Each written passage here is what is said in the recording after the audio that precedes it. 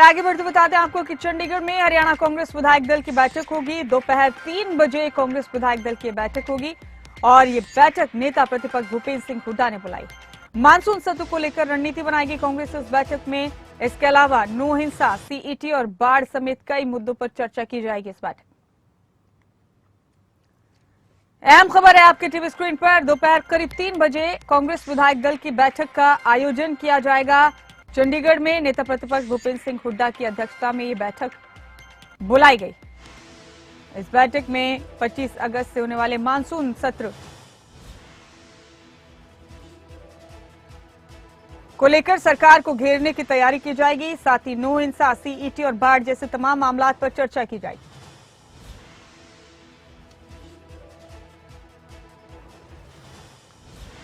इस वक्त का बड़ा अपडेट दे रहे हैं आपको, बड़ी खबर।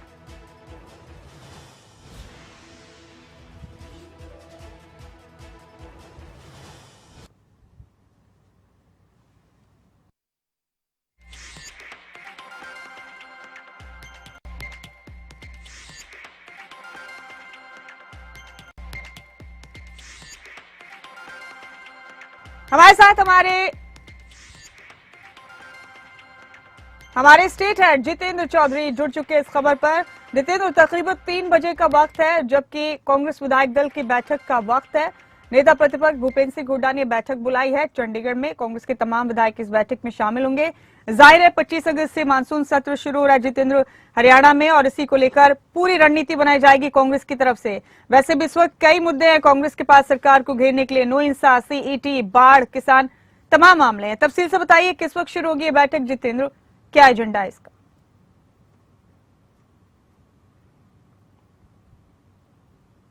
मुमताज, आपने ठीक कहा कि विपक्ष रणनीति बनाने को लेकर के आज जहां विधायक दल की बैठक कांग्रेस की तरफ से बुलाई गई है और इस विधायक दल की बैठक में आगामी जो मानसून सत्र है उसको लेकर के रणनीति बनाई जाएगी।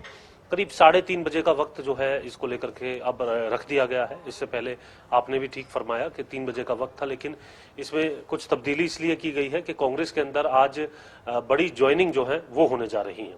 किस तरीके की ये ज्वाइनिंग है, हमारे साथ इस जानकारी को देने के लिए हरियाणा कांग्रेस के प्रदेश अध्यक्ष उदय भान जी हैं, उनसे ही इसके बारे में जान लेते हैं। सर, आज कुछ ज्वाइनिंग भी आप करवा रहे हैं, किस तरीके की ज्वाइनिंग है और क्या इन ज्वाइनिंग से जो मैसेज है वो माना जाए? सबसे पहले ज्वाइनिंग के बाद। 3 बजे ज्वाइनिंग होगी। अब कौन कौन होते हैं तो जब आने के बाद ही पता लगेगा। मुख्य तौर से चौधरी वीरेंद्र सिंह सेवाच जो 2019 का चुनाव जेजेपी की टिकट से लड़े थे और उन्होंने 74,069 वोट सिक्योर किए थे और वो 3,000 वोटों से चुनाव लूज कर गए थे। तो 74,000 वोट विधानसभा के इलेक्शन में लेना एक बहुत बड़ी उपलब्धि है। तो निश्चित तौर से जेजेपी पार्टी को छोड़ करके हमारी पार्टी में आ रहे हैं, तो इस बात का संकेत भी है कि हमारी पार्टी का ग्राफ जहाँ बढ़ रहा है, हमारे आकर्षण जो है वो पार्टी की तरफ बढ़ रहा है, ये इस बात का सबूत है। और पार्टी दिन पर दिन मजबूत होती जा रही है। और अब देखिए कि जो सत्ता पक्ष को छोड़ करके अभी 1 साल चुनाव के पड़े हुए हैं, जो जेजेपी बीजेपी से छोड़ करके हमारे साथ जो लोग जुड़ रहे हैं, वो अपने आप में इस बात का संकेत है कि आने वाले समय में कांग्रेस आ रही है और बीजेपी जेजेपी गठबंधन प्रदेश से जा रहा है। कुछ सरपंच भी सर आज ज्वाइनिंग कर रहे हैं और कुछ और जो नेता हैं उनके ज्वाइनिंग की भी बात सामने है। तो जो भी डिटेल है वो 3 बजे के बाद ही बताएंगे।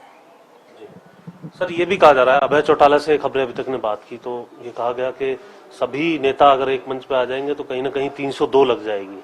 ये बयान कैसे देखते हैं कांग्रेस के नेता? ये उनका अपना भय है, क्योंकि उनकी पार्टी को छोड़ के उनकी पार्टी में भी भगदड़ मची हुई है और उनका जनाधार पूरी तरह से सिमट गया है पूरे प्रदेश के अंदर। तो ऐसा वो महसूस कर रहे हैं, तो ठीक बात है।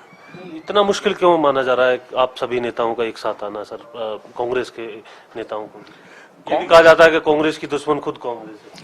कांग्रेस के साथ में जो लोग आ रहे हैं, ऐसे कोई किसी के पास जाता है? जब ये देख रहे हैं कि भाई आने वाला समय कांग्रेस का है और लोगों में कांग्रेस के प्रति आकर्षण बढ़ा है, तो कार्यकर्ता आ रहे हैं और बगैर किसी शर्त के आ रहे हैं, तो उसमें किसी को क्या दिक्कत है? ये तो ये है कि भाई हाँ, कांग्रेस की इस समय लहर चल रही है। चौधरी रणजीत सिंह है बिजली मंत्री, वो भी कह रहे हैं कि सभी लोग जिस तरीके से भूपेंद्र हुड्डा के पीछे लगे हैं, कुछ दिन में वो हमारी पार्टी यानी भारतीय जनता पार्टी का दामन थाम सकते हैं। चौधरी रणजीत सिंह खुद वक्त के मारे हुए हैं। उनको जब कांग्रेस से टिकट नहीं मिला, हालांकि क्यों नहीं मिला, इसके पीछे भी कहानी है। इसके पीछे भी कोई कहानी थी, कोई होगी कहानी। वैसे वो डिजर्व करते थे, लेकिन उसके बाद जब टिकट नहीं मिली तो वो इंडिपेंडेंट खड़े हुए, और इंडिपेंडेंट खड़े होकर के वो चुनाव जीते, तो वो चुनाव भी बीजेपी के खिलाफ जीते। वो चुनाव बीजेपी के खिलाफ जीते थे, और जब इंडिपेंडेंट खड़े थे तो लोगों के अंदर ये गुस्सा था कि भाई इनके साथ जाती हुई है, इनको कांग्रेस की टिकट मिलनी चाहिए थी। तो लोगों ने उसी रिएक्शन में उनको जिताया था। उनको इसलिए नहीं जिताया कि तुम बीजेपी में चले जाना, बीजेपी को सपोर्ट कर देना, इसलिए नहीं जिताया। लेकिन वो चुनाव जीतते ही बीजेपी की झोली में चले गए। अब उनको बीजेपी अच्छी लगती है। एक सर ग्रुप खड़ा हो रहा है आपकी कांग्रेस में ही, SRK उसको नाम दिया गया है। SRK की फुल फॉर्म तो पता होगा ना आपको, शाहरुख खान ने? नहीं, आप बता दो, मुझे तो नहीं पता। शैलजा, रणदीप, किरण, कोई ग्रुप ही नहीं है हमारे।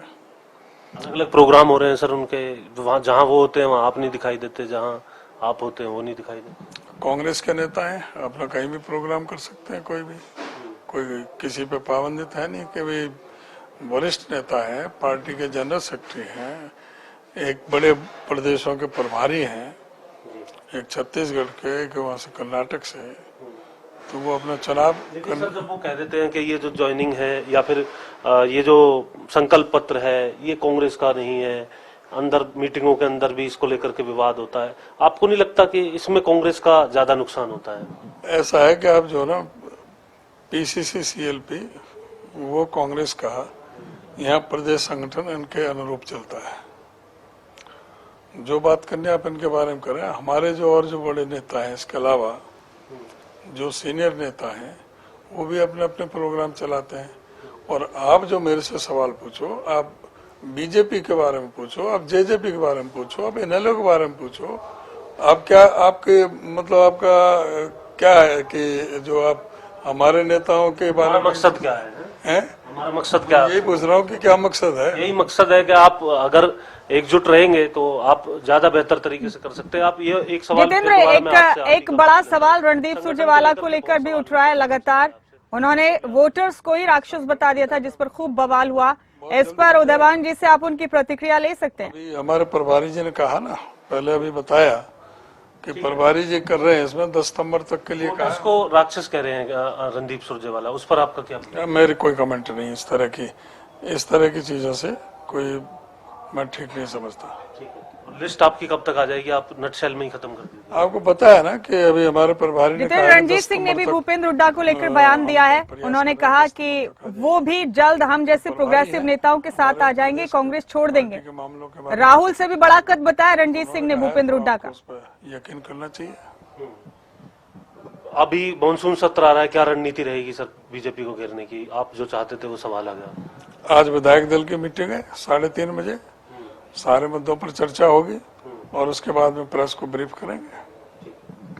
तो आपने सुना कि किस तरीके से जो है आज जो ज्वाइनिंग है उसको लेकर के कांग्रेस उत्साहित है।